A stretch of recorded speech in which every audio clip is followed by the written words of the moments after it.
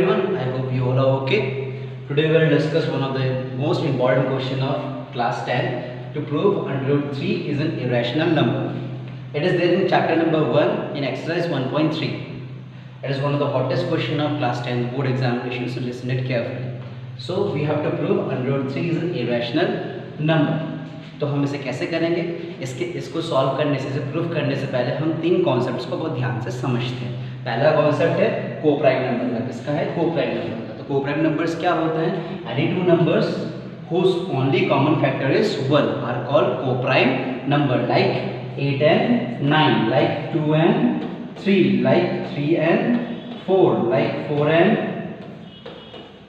5. These all are co-prime number because इनके common factors क्या है? सिर्फ 1 है। इसे हम क्या कहते हैं? co-prime number।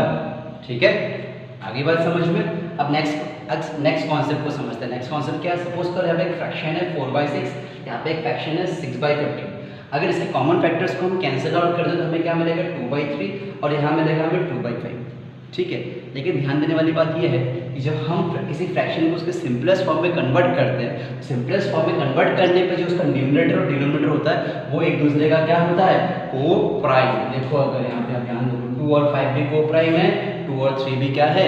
को prime. That means if p/q is a fraction then a/b will be the simplest form of the fraction where a and b are co-primes। ये हर केस के लिए वैलिड है। ठीक है, अब हम नेक्स्ट कॉन्सेप्ट को समझते हैं जो बहुत ही इंपॉर्टेंट कॉन्सेप्ट है। इसका डेरिवेशन भी आपकी बुक में है, बट डेरिवेशन समझने की जरूरत नहीं, आप सिर्फ कॉन्सेप्ट को समझो। कॉन्सेप्ट क्या कहता है कि अगर p a² को डिवाइड करेगा तो p a को भी डिवाइड करेगा।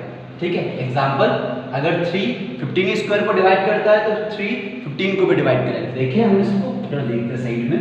सपोज करो 15² 15 into 15, इसको अगर 3 से हम डिवाइड करें तो इट इज डिविजिबल। ठीक है, आंसर क्या आएगा आपका? 75। ऑन दी अदर हैंड अगर हम 15 को 3 से डिवाइड करें तो वो भी क्या होता है? डिवाइड। ठीक है, समझ में आ गई? तो क्या है इसका मतलब क्या है? इससे हम निकाल कह सकते हैं कि अगर p a² को डिवाइड करता है तो p a को भी क्या करेगा? डिवाइड करेगा। सिमिलरली अगर 4 28² को डिवाइड करेगा तो 4 28 को भी डिवाइड कर देगा। समझ में आ गई बात? ठीक है, अब हम हमारे मेन कॉन्सेप्ट पे आते हैं जो क्या है?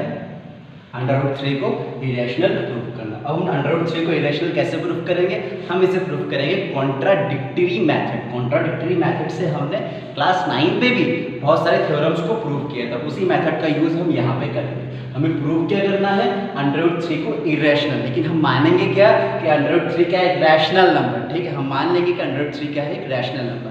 अगर अंडर रूट 3 एक रैशनल नंबर है तो फिर उसे हम p/q के फॉर्म में लिख सकते हैं, क्योंकि हमें पता है रैशनल नंबर क्या होता है। Rational number is a number which can be represented in the form of p/q where q is not equal to 0 and p and q are integers। ठीक है, सपोज कर लो ये क्या है? p/q।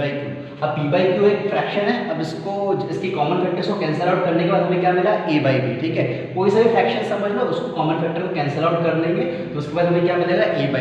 और a/b क्या होगा? एक दूसरे के कॉमन कोप्राइम नंबर्स होंगे और a और b क्या होंगे? Coprime numbers. इनके कोई कॉमन फैक्टर्स नहीं होंगे, जैसे कि हमने लास्ट कॉन्सेप्ट पे देखा। ठीक है, समझ में आ गई बात? अब हम इसको सॉल्व करते हैं। ठीक है, हम क्या करेंगे? इस इक्वेशन को स्क्वायरिंग कर देंगे, ऑन स्क्वायरिंग बोथ साइड। इससे हमें क्या मिलेगा? 3 is equals to a² by b²। b² को इधर ले जाएंगे तो b² will be equals to a² by 3। that means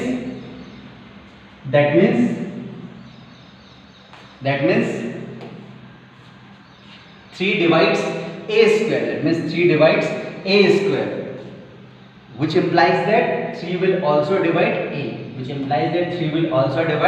a। इसका मतलब क्या है? 3 a का क्या है? एक फैक्टर है। अगर हम देखें 4 को 2 क्या करता है? डिवाइड करता है ना? हाँ कि ना?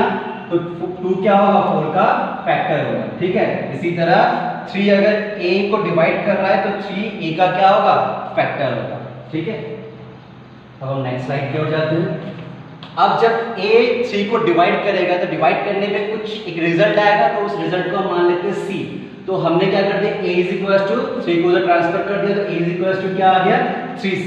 अब वापस हम इस इक्वेशन को क्या करेंगे, स्क्वायरिंग करेंगे, तो हमें क्या मिलेगा, a square is equal to 9c square. ठीक है, अब हम थोड़ा बैक में जाते हैं, बैक में जाके अगर यहाँ से हम क्या करेंगे, a स्क्वायर की वैल्यू निकालेंगे। अगर आप ध्यान दोगे तो यहाँ पे b square is equal to क्या था, a square by 3, that means a square is equal to 3b square. हाँ कि ना।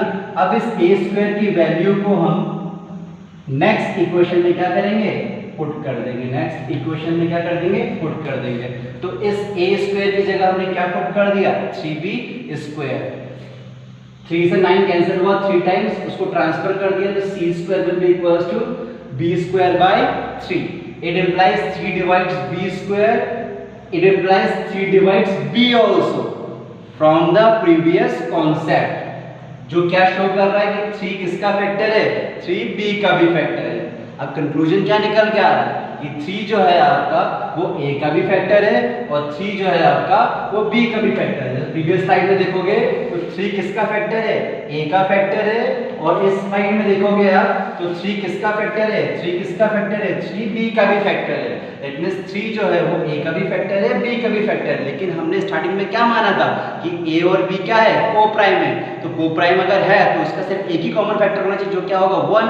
बट यहाँ पे सॉल्व करने पे हमें क्या मिल रहा है कि a का और एक कॉमन फैक्टर है, a और b का और एक कॉमन फैक्टर है, जो क्या है 3 है। तो ये कॉन्ट्राडिक्शन क्यों अराइज हुआ, ये कॉन्ट्राडिक्शन आपका अराइज हुआ है आपके रॉन्ग अजम्पशन की वजह से। वो रॉन्ग अजम्पशन क्या था कि आपने क्या अज्यूम किया था, √3 is a rational number. This contradiction arises due to the wrong assumption that √3 is a rational number, hence √3 is a irrational number. तो इस तरीके से आपको किसी भी नंबर को इरैशनल प्रूव करना है। ठीक है, समझ में आ गया। आई होप आपको ये सारे जो मैंने समझाया आपको समझ में आ गया। फिर भी समझ में ना आए, you can contact me and clear your doubts. Thank you very much.